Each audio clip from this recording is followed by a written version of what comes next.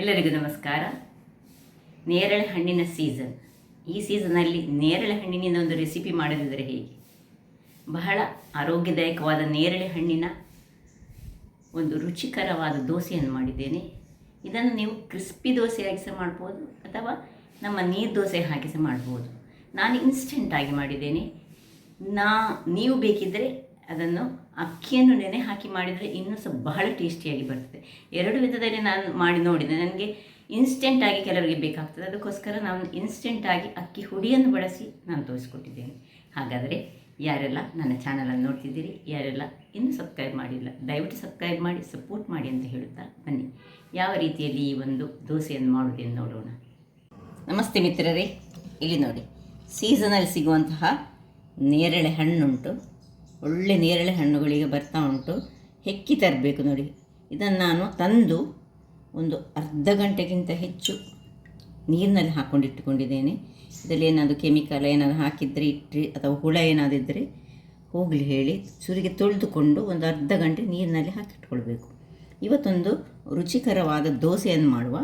ನೇರಳೆ ಹಣ್ಣಿನ ಆರೋಗ್ಯಭರಿತ ಅಂಶಗಳು ನಿಮಗೆಲ್ಲ ಗೊತ್ತಿರುವಂತಹದ್ದೇ. ಸೊ ಡಯಾಬಿಟಿಸನ್ನು ಕಂಟ್ರೋಲ್ ಮಾಡಲಿಕ್ಕೆ ಬಹಳ ಉತ್ತಮ ಅಂತೆ. ಹಾಗಿರುವಾಗ ನಾವೀಗ ಇದರಿಂದ ಒಂದು ಅಕ್ಕಿಯ ಹುಡಿಯನ್ನು ಉಪಯೋಗಿಸಿ ಒಂದು ಇನ್ಸ್ಟೆಂಟಾದ ಒಂದು ದೋಸೆಯನ್ನು ಮಾಡೋಣ. ಬಹಳ ಟೇಸ್ಟಿಯಾಗಿ ಬರ್ತದೆ. ನಮ್ಮ ಕರಾವಳಿ ನೀರು ದೋಸೆಗೆ ಬಹಳ ಫೇಮಸ್. ಅದೇ ಟೈಪಲ್ಲಿ ತೆಳುವಾದ ಒಂದು ರುಚಿಕರವಾದ ದೋಸೆ. ಅದಕ್ಕೆ ಕಾಂಬಿನೇಷನ್ ಆಗಿ ಒಂದು ಕೊತ್ತಂಬರಿ ಸೊಪ್ಪಿನ ಚಟ್ನಿ. ಕೊತ್ತಂಬರಿ ಸೊಪ್ಪಿನ ಚಟ್ನಿಗೆ ಏನು ಹೆಚ್ಚಿನ ಇಂಗ್ರೀಡಿಯೆಂಟ್ಸೇ ಬೇಡ. ನಾವು ಕಾಮನ್ ಆಗಿ ಕರಾವಳಿಗರು ಮಾಡೋದು ಹೇಗೆ ಹೇಳಿದರೆ ಪಟಪಟನೆ ಮಾಡುವ ಚಟ್ನಿ. ಒಂದು ಅರ್ಧ ಕಟ್ಟಿನಷ್ಟು ಅಥವಾ ಕಾಲು ಕಟ್ಟು ಕೊತ್ತಂಬರಿ ಸೊಪ್ಪಿದ್ದರೆ, ಸ್ವಲ್ಪ ತೆಂಗಿನ ತುರಿ, ಉಪ್ಪು, ಒಂದು ಸಣ್ಣ ನೀರುಳ್ಳಿ, ಒಂದು ಬೆಳ್ಳುಳ್ಳಿ, ಒಂದು ಸಣ್ಣ ಗಾತ್ರದ ಹುಳಿ. ಇದನ್ನು ಬದಿಗಿಟ್ಕೊಳ್ಳೋಣ, ಅದು ಮತ್ತೆ ಮಾಡೋಣ. ಈಗ ಮೊದಲಿಗೆ ನಾವು ದೋಸೆಯನ್ನು ಹೇಗೆ ಮಾಡೋಣ ಅಂತ ನೋಡೋಣ. ಸುರುವಿಗೆ ಇದನ್ನೆಲ್ಲ ಕಟ್ ಮಾಡಿಕೊಳ್ಳೋಣ. ಹೀಗೆ ಕಟ್ ಮಾಡಿಕೊಳ್ಳಿ ಅಥವಾ ಹೀಗೆ ಇದರ ಬೀಜವನ್ನು ಹೀಗೆ ತೆಗೆದುಕೊಂಡು ಹಾಗೆ ಮಾಡಿದರೆ ಸಾಕು. ಅದು ಕಟ್ ಮಾಡಿದರೆ ಇದು ಈಗ ದೊಡ್ಡದಾಗಿ ಉಂಟಲ್ಲ, ಹೀಗೆ ಎಲ್ಲವನ್ನು ಸಹ ಈ ರೀತಿ ನೋಡಿ ಹೀಗೆ ಕಟ್ ಮಾಡಿಕೊಂಡು, ಇದು ಬೀಜ ಬಿಸಾಡಬೇಡಿ ಅಂತೆ. ಬೀಜದಲ್ಲಿ ಸಹ ಅನೇಕ ಆರೋಗ್ಯಭರಿತ ಅಂಶಗಳು ಉಂಟಂತೆ. ಈ ಬೀಜವನ್ನು ಚೆನ್ನಾಗಿ ತೊಳೆದು ಬಿಸಿಲಲ್ಲಿ ಒಣಗಿಸಿ ಪೌಡರ್ ಮಾಡಿಟ್ಟುಕೊಂಡು ಈ ಮೊಸರಿನಲ್ಲಿ ಕಲಸಿ ಒಂದು ಅರ್ಧ ಚಮಚದಷ್ಟು ಪೌಡರನ್ನು ಮೊಸರಿನಲ್ಲಿ ಕಲಸಿ ತಿಂದರೆ ಅಂತೆ ಡಯಾಬಿಟಿಸ್ನವರಿಗೆ ಸಹ ಒಳ್ಳೆಯದಂತೆ. ಅದರೊಟ್ಟಿಗೆ ಈ ಯಾರಿಗೆಲ್ಲ ಕಿಡ್ನಿ ಸ್ಟೋನ್ ಉಂಟು ಅಂಥವರಿಗೆ ಬಹಳ ಉತ್ತಮ ಅಂತೆ. ಕಿಡ್ನಿಯ ಯಾವುದೇ ಪ್ರಾಬ್ಲಮ್ಗಳಿಗೆ ಇದು ಬಹಳ ಒಂದು ಉತ್ತಮವಾದ ಔಷಧ ಅಂತ ಹೇಳ್ತಾರೆ. ಸೊ ಬೀಜ ಸಹ ಬಹಳ ಉಪಯುಕ್ತವಾಗಿರುವಂತಹ ಈ ಒಂದು ನೇರಳೆ ಹಣ್ಣು ಇವತ್ತು ನಾನು ಈಗ ಎಲ್ಲವನ್ನು ಕಟ್ ಮಾಡಿಕೊಳ್ತಿದ್ದೇನೆ. ಇಲ್ಲಿ ಎಲ್ಲ ಕಟ್ ಮಾಡಿಕೊಂಡಾಯಿತು ನೋಡಿ. ಈ ರೀತಿ ಬೀಜ ಬರ್ತದೆ. ಇದನ್ನು ನಾವು ಡಿಸ್ಕಾರ್ಡ್ ಮಾಡಿ ನಾನು ನೀರಿನೊಳಗೆ ಹಾಕಿಟ್ಟು ಇದನ್ನು ತೊಳೆದುಕೊಂಡು ಚೆನ್ನಾಗಿ ಒಣಗಿಸ್ಕೊಳ್ಳೋಣ. ಈಗ ಬೇಕಾಗುವ ಸಾಮಗ್ರಿಗಳು: ಒಂದು ಕಾಲು ಚಮಚದಷ್ಟು ಜೀರಿಗೆ, ಒಂದು ಕಾಯಿ ಮೆಣಸನ್ನು ಸಣ್ಣದಾಗಿ ಹೆಚ್ಚಿಟ್ಕೊಂಡಿದ್ದೇನೆ, ಕೊತ್ತಂಬರಿ ಸೊಪ್ಪು ಸಣ್ಣದಾಗಿ ಹೆಚ್ಚಿಟ್ಕೊಂಡಿದ್ದೇನೆ, ಒಂದು ಬೌಲ್ನಷ್ಟು ಅಕ್ಕಿ ಹುಡಿ ಆದರೆ ಒಂದು 2ರಿಂದ 3 ಚಮಚಗಳಷ್ಟು ಈ ಬಾಂಬೆ ರವೆ ಆಗ್ತದೆ ಅಥವಾ ಚಿರೋಟಿ ರವೆ ಆಗ್ತದೆ. ಈಗ ಮೊದಲಿಗೆ ಇದನ್ನು ಮಿಕ್ಸಿ ಜಾರ್ನಲ್ಲಿ ಹಾಕ್ಕೊಂಡು ಇದನ್ನು ಚೆನ್ನಾದ ಒಂದು ಪೇಸ್ಟ್ ಮಾಡ್ಕೊಂಡು ತರ್ತೇನೆ. ಚೂರು ನೀರು ಹಾಕ್ಕೊಳ್ತೇನೆ, ಸ್ವಲ್ಪ ಬೇಕಿದ್ರೆ ಇಲ್ಲಿಯೇ ಸ್ವಲ್ಪ ಉಪ್ಪನ್ನು ಸಹ ನಾವು ಹಾಕ್ಕೊಳ್ಬೋದು. ಒಂದು ಕಲ್ಲಿನಷ್ಟು ಉಪ್ಪನ್ನು ಸಹ ಹಾಕ್ಕೊಂಡು ನಾನು ಇದನ್ನು ಗ್ರೈಂಡ್ ಮಾಡ್ಕೊಳ್ತೇನೆ. ವೀಕ್ಷಕರೇ, ಇಲ್ಲಿ ನೋಡಿ, ಒಳ್ಳೆ ಕಲರ್ಫುಲ್ಲಾದ ಒಂದು ಒಳ್ಳೆ ಫೈನ್ ಪೇಸ್ಟ್ ರೆಡಿ ಆಯಿತು. ಈಗ ಇದನ್ನು ಇಲ್ಲಿ ಪಕ್ಕಕ್ಕಿಟ್ಟುಕೊಂಡು ಒಂದು ಪಾತ್ರೆಯನ್ನು ತೆಗೆದುಕೊಳ್ಳೋಣ. ಅದರಲ್ಲಿ ಮೊದಲಿಗೆ ಈ ಪೇಸ್ಟನ್ನು ಟ್ರಾನ್ಸ್ಫರ್ ಮಾಡ್ಕೊಳ್ತಿದ್ದೇನೆ.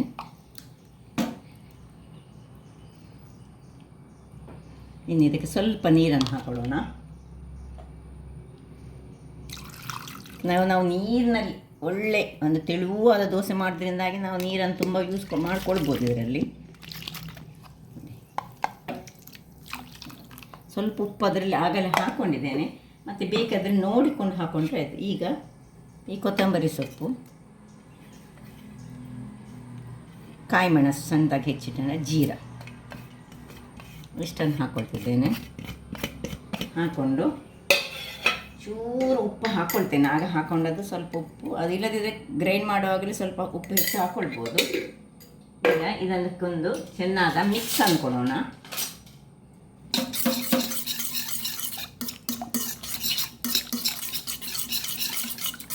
ಇನ್ನು 4 ಅಥವಾ 3 ಚಮಚದಷ್ಟು ಅಕ್ಕಿಯ ಪುಡಿ, ರವೆ, ಬಾಂಬೆ ರವೆ ಅಥವಾ ಚಿರೋಟಿ ರವೆ ಸಾಕು. ಇಷ್ಟನ್ನು ಹಾಕಿ ಒಮ್ಮೆ ಮಿಕ್ಸ್ ಕೊಡಿ. ಚೆನ್ನಾದ ಮಿಕ್ಸ್ ಆದ ಮೇಲೆ ಇನ್ನು ಅಕ್ಕಿ ಹುಡಿ,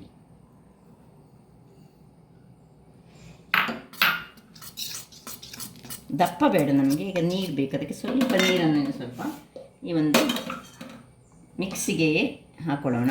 ನೋಡಿಕೊಂಡು ನಮಗೆ ನೀರು ಹಾಕ್ಕೊಂಡ್ರೆ ಆಯಿತು. ನಮಗೆ ಎಷ್ಟು ನೀರು ಬೇಕು, ಈ ನೀರು ದೋಸೆ ಹದಕ್ಕೆ ನಾವೀಗ ಇದನ್ನು ಮಾಡಿಕೊಳ್ಬೇಕು.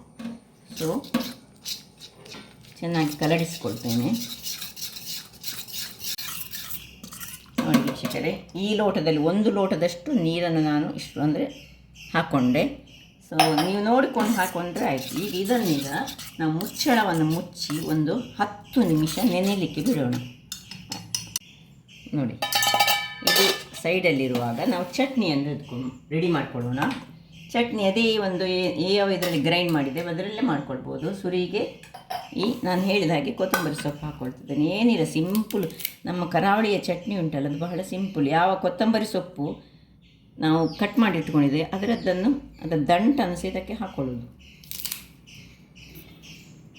ಸಣ್ಣದಾಗಿ ಸ್ವಲ್ಪ ಕಟ್ ಮಾಡಿದರೆ ಒಳ್ಳೆ.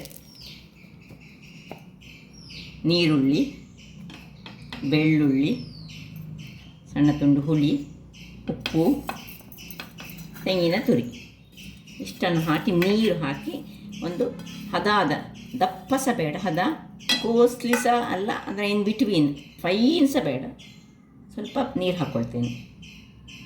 ವೀಕ್ಷಕರೇ ನೋಡಿ, ಚಟ್ನಿ ರೆಡಿ ಆಯಿತು. ಫಟಾಫಟ್ ಚಟ್ನಿ ಇದು. ಈ ಚಟ್ನಿಗೆ ಹೆಚ್ಚು ಹೊತ್ತೇ ಬೇಡ, ಇದಕ್ಕೇನು ಒಗ್ಗರಣೆ ಸಹ ಬೇಡ, ಅಷ್ಟು ರುಚಿಯಾಗಿ ಬರ್ತದೆ. ನೋಡಿ, ಬೇಕಿದ್ದ ಕೊಡುವವರು ಕೊಡ್ಬೋದು ಒಗ್ಗರಣೆ, ಸಾಸಿವೆ ಮತ್ತು ಕರಿಬೇವು ಹಾಕ್ಕೊಂಡು. ಆದರೆ ಇದಕ್ಕೆ ಏನು ಅಗತ್ಯ ಇಲ್ಲ. ಇಷ್ಟು ರುಚಿಯಾದ ಚಟ್ನಿ ರೆಡಿ ಆಯಿತು. ಈಗ ಇಲ್ಲಿ ಒಂದು ಒಲೆಯಲ್ಲಿ ಕಾವಲಿಯನ್ನು ಇಟ್ಕೊಳ್ಳೋಣ. ಇದು ಬಿಸಿ ಆಗುವಾಗ ಇಲ್ಲಿ ಆಲ್ರೆಡಿ ಒಂದು 10-15 ನಿಮಿಷ ಆಯಿತು. 10 ನಿಮಿಷ ಸಹ ಸಾಕಾಗ್ತದೆ, ನೋಡಿಕೊಳ್ಬೇಕು ನಾವು. ಈಗ ಒಮ್ಮೆ ಇದನ್ನು ತಿರುಗಿಸ್ಕೊಳ್ಳೋಣ. ನೋಡಿ, ದಪ್ಪಾಗಿದೆ ಈಗ ಇದು. ಈಗ ಇದನ್ನು ಸರಿ ನೀರು ಮಾಡಿಕೊಳ್ಬೇಕು. ಇನ್ನೊಂದು ಲೋಟದಷ್ಟು ನೀರನ್ನು ನಾನು ನೋಡಿಕೊಂಡು ಹಾಕ್ತೇನೆ.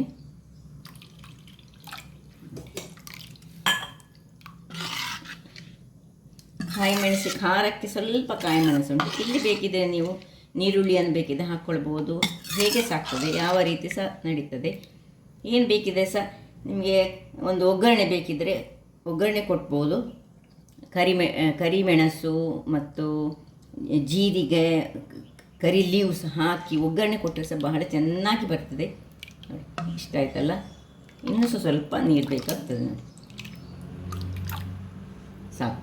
ಇಷ್ಟ ಆಗುವಾಗ ಇನ್ನು ಕಾವಲಿ ಬಿಸಿ ಆಗಲಿ. ಇಲ್ಲಿ ಕಾವಲಿ ಬಿಸಿ ಆಯಿತು. ಕಾವಲಿಗೆ ಸ್ವಲ್ಪ ಎಣ್ಣೆಯನ್ನು ಹಾಕ್ಕೊಳ್ಳೋಣ. ಇದು ಗ್ರೀಸ್ ಬೇಕಿದ್ದರೆ ಮಾಡ್ಕೊಳ್ಬೋದು, ಬೇಡದಿದ್ದರೆ ಬಿಡ್ಬೋದು, ಅಥವಾ ತುಪ್ಪ ಸಹ ಹಾಕ್ಕೊಂಡ್ರೆ ಆಗ್ತದೆ. ಈಗ ನೋಡಿ, ಚೆನ್ನಾಗಿ ತಿರುಗಿಸಿಕೊಂಡು ಹೀಗೆ ಬರಬೇಕು. ನೋಡಿ, ಜಾಲಿ ಜಾಲಿಯಾಗಿ ಬರಬೇಕು.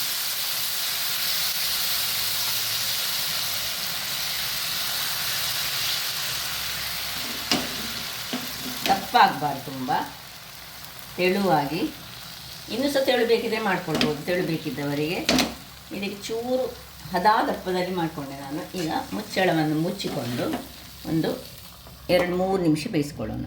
ವೀಕ್ಷಕರೇ, ಒಂದು 2-3 ನಿಮಿಷದ ಬಳಿಕ ತೆಗೆದುಕೊಂಡು ಇದರ ಮೇಲೆ ಬೇಕಿದ್ದರೆ ಸ್ವಲ್ಪ ಎಣ್ಣೆ ಅಥವಾ ತುಪ್ಪ ಯಾವ ಸಹ ಆಗ್ತದೆ, ಯಾವುದನ್ನು ಹಾಕ್ಕೊಂಡು 1 ನಿಮಿಷಗಳ ಕಾಲ ಹೀಗೆ ಓಪನಲ್ಲಿ ಬೇಯಿಸ್ಕೊಂಡು. ನೋಡಿ, ಏನು ಚೆನ್ನಾದ ಪರ್ಪಲ್ ಕಲರಿನ ಈ ದೋಸೆ ರೆಡಿಯಾಗಿದೆ. ಸ್ವಲ್ಪ ಕಾಯೋಣ. ವೀಕ್ಷಕರೇ, ಇಲ್ಲಿ ನೋಡಿ, ಈ ರೀತಿ ಕಾಯುವಾಗ ಹೆಚ್ಚು ಕ್ರಿಸ್ಪಿಯಾಗಿ ಸಹ ಕಾಯಿಸ್ಕೊಳ್ಬೋದು, ಅಥವಾ ನೀವು ಹೀಗೆ ಫೋಲ್ಡ್ ಮಾಡಿ ನಾವು ನೀರು ದೋಸೆಯನ್ನು ಹೇಗೆ ಮಾಡ್ತೇವೆ ಆ ರೀತಿ ಸಹ ಮಾಡ್ಕೊಳ್ಬೋದು.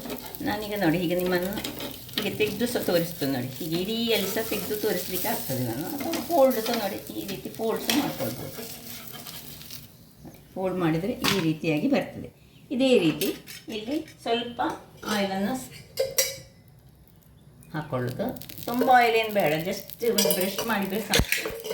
ಮತ್ತು ಇಲ್ಲಿ ಇದನ್ನು ಚೆನ್ನಾಗಿ ತಿರುಗಿಸ್ಕೊಂಡು ಹಾಕ್ಕೊಳ್ಬೇಕು. ಒಂದು 2-3 ಸ್ಪೂನ್ನಷ್ಟು ಮಾತ್ರ ಸಜ್ಜಿಗೆಯನ್ನು ಹಾಕ್ಕೊಳ್ಬೇಕು. ಇದಕ್ಕೆ ಒಂದು ಟೈಪ್ ಆಫ್ ರವಾ ದೋಸೆಯಾಗಿ ಸಾಕ್ತದೆ, ನೀರು ದೋಸೆಯಾಗಿ ಸಾಕ್ತದೆ, ಹೇಗೆ ಸಾಕ್ತದೆ. ಸ್ವಲ್ಪ ದಪ್ಪದಲ್ಲಿ ಬೇಕಿದ್ರೆ ದಪ್ಪದಲ್ಲಿ ಸಹ ಮಾಡ್ಕೊಳ್ಬೋದು, ತೆಳುವಲ್ಲಿ ಬೇಕಿದ್ರೆ ತೆಳುವಲ್ಲಿ ಸಹ ಮಾಡ್ಕೊಳ್ಬೋದು. ಈ ರೀತಿ ಮಾಡಿ ನಾವು ಮುಚ್ಚಿಕೊಂಡು ಬೇಯಿಸ್ಕೊಳ್ಳೋಣ. ಇದು ಆಗ್ತಾ ಇರಲಿ. ನೋಡಿದ್ರಲ್ಲ, ಚಟ್ನಿ ಸಹ ರೆಡಿ ಉಂಟು. ಚಟ್ನಿ ಒಟ್ಟಿಗೆ ಅಂತ ತಿನ್ನಲಿಕ್ಕೆ ಬಹಳ ಚೆನ್ನಾದ ಒಂದು ಕಾಂಬಿನೇಷನ್. ಸೊ ನೋಡಿದ್ರಲ್ಲ, ಕ್ರಿಸ್ಪಿನೂ ಸಹ ಬೇಕಿದ್ರೆ ಹೆಚ್ಚು ಕಾಯಿಸ್ಕೊಳ್ಬೋದು, ಅಥವಾ ನೀರು ದೋಸೆ ಹದದಲ್ಲಿ ಸಹ ಕಾಯಿಸ್ಕೊಳ್ಬೋದು. ಅಥವಾ ನೀವು ಅಕ್ಕಿಯನ್ನು ನೆನೆ ಹಾಕಿ ನಾವು ನೀರು ದೋಸೆ ಹೇಗೆ ಮಾಡ್ತೇವೆ ಹಾಗೆ ಮಾಡಿ ಸ್ವಲ್ಪ ಗಟ್ಟಿಯಾಗಿ ಮಾಡಿ ಈ ಮಿಶ್ರಣವನ್ನು ನೇರಳೆ ಹಣ್ಣಿನ ಮಿಶ್ರಣವನ್ನು ಸೇರಿಸ್ಬೋದು. ಅಥವಾ ನೇರಳೆ ಹಣ್ಣಿನ ಪಲ್ಪನ್ನು ಅದರೊಟ್ಟಿಗೆ ಸುರಿಗೆ ಗ್ರೈಂಡ್ ಮಾಡಿ ಅದರೊಟ್ಟಿಗೆ ಅಕ್ಕಿ ಹಾಕಿ ಕಡಿದು ಸಹ ಮಾಡ್ಕೊಳ್ಬೋದು. ಹೇಗೆ ಸಹ ಇನ್ಸ್ಟೆಂಟ್ ಆದರೆ ಹೀಗೆ ಮಾಡ್ಬೋದು, ಅಥವಾ ಅಕ್ಕಿ ನೆನೆ ಹಾಕಿ ಸಹ ಮಾಡ್ಬೋದು. ಹಾಗಾದರೆ ನನ್ನ ಈ ಕುಕಿಂಗ್ ಚಾನಲ್ ನಿಮಗೆ ಇಷ್ಟ ಆದರೆ ಬೋಳೂರು ಸುವರ್ಣ ಚಾನಲನ್ನು ಲೈಕ್ ಮಾಡಿ, ಶೇರ್ ಮಾಡಿ, ಹಾಗೆ ಸಬ್ಸ್ಕ್ರೈಬ್ ಮಾಡಿ, ಹಾಗೂ ನನ್ನ ಇನ್ಸ್ಟಾಗ್ರಾಮ್ ಪೇಜನ್ನು ಫಾಲೋ ಮಾಡಿ. ಧನ್ಯವಾದಗಳು.